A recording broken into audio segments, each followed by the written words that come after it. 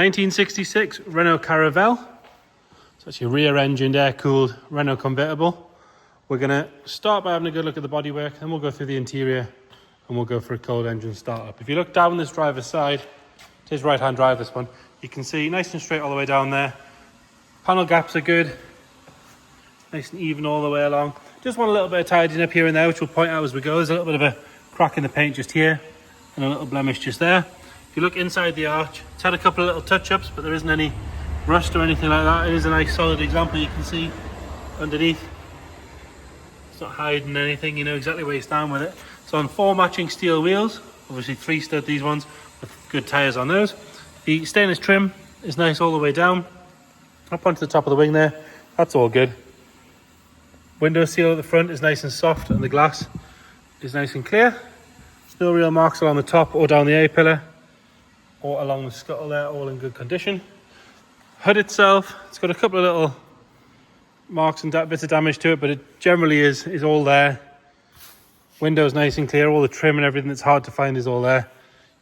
There is a couple of little gaps there. That one potentially would let a little bit of water in. That one looks like it'll be all right. Coming down on the driver's door, we've got a bit of a mark in the paint just there and a couple of little chips on the leading edge of the window.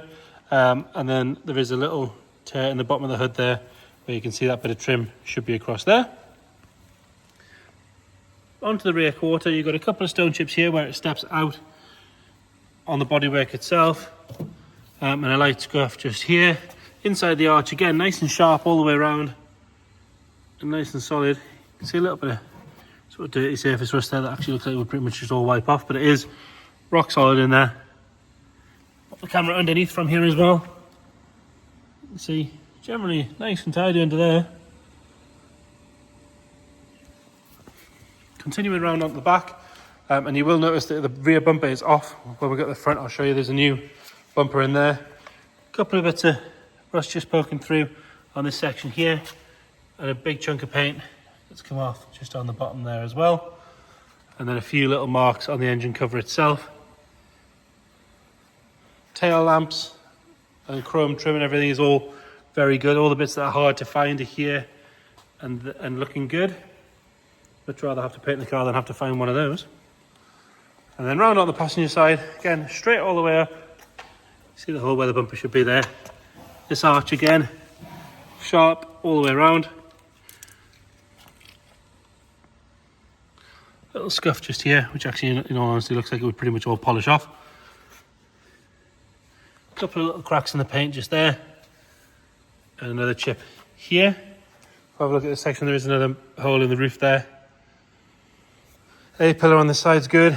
Screen seal's nice and soft. Nothing to whinge about on the scuttle there. Now on the front wing, we do have a little blab of rust just starting there. Inside the arch, looks to be nice and solid as well. Round at the front, you can see the chrome on it is all lovely and tidy. Very, very good. And I'll show you the rear bumper when we get to it. All the badges are there. Lamps and indicators are all good. We're missing the little badge off the front there. There's some stone chips that have been touched in on the bonnet, and the bonnet itself straight and tidy. Now into the interior, all your check plates and everything are there. The interior is all, from what I can tell, complete. There is a little bit of splitting in the armrest there. Driver's seat's generally in pretty good condition, front and back. Carpet section's good. You'll see this tonneau here, which was on in the photos, so you'll see that. Steering wheel, one little chip just there, tiny bit. I'm being very picky there. Dials are nice and clear. Top of the dash is good. The translucent, apart from the bit of trim coming off there, ignore that. There we go. The translucent sun visors are in nice condition as well. They'd be hard to find, I would imagine. Carpet set's good. It's not damp. It's got no funny smells in here or anything like that. Into the engine bay, you can see the inner wings and everything are all nice and tidy. Fuel tank and everything looks to be pretty fresh as well. I'll start that up in a second. And then passenger side, again, nice and tidy on the door check and on the door card. Nothing to whinge about on the passenger seat. And this side of the dash is good as well. We'll unhook the bonnet while we're there. Again, like I said, go in here.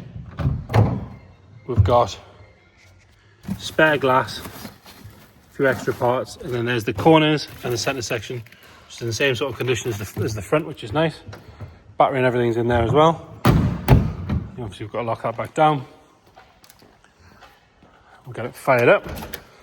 Being air cooled, it just wants a little pump on the throttle as you do it. Now I did notice it could do with a bit of a carb tune-up. I'll show you now. So it'll fire up, it'll idle absolutely fine. You can drive it, it just bogs down a little bit as it gets up the revs. Drove onto the studio, no problem at all. It drove onto the trailer, no problem at all. I've had it briefly down the street. It gets down the road quite happily, but like I say, it does just want that little tune-up. It might just want some fresh fuel through it, to be fair. But I wouldn't expect to drive it down to London or anything like that. I would have a little look at it before we embark on any major adventures. So there you have it, 1966 Renault Caravelle. Any more questions, please get in touch. Thank you.